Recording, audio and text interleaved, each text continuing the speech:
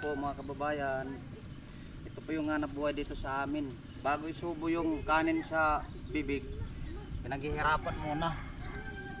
Ito. Ito yung sinasabi dito sa amin pag flat. Flat na ano, para magano ng ano, binhi. Flat ito yung sinasabi dito sa amin na pag flat.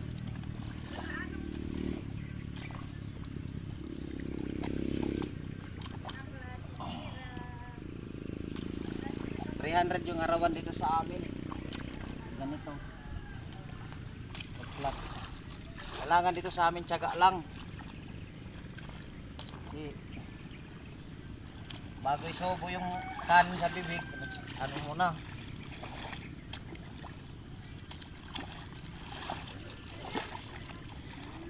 Hirapan muna.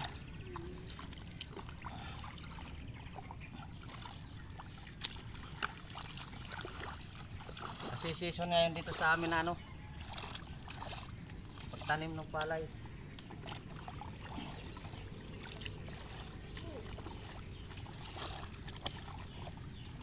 Kailangan mo nag-agurin para yung pag lagay ng ano na binhi estado. Kasi pinupunlaan muna yung binhi, yung palay.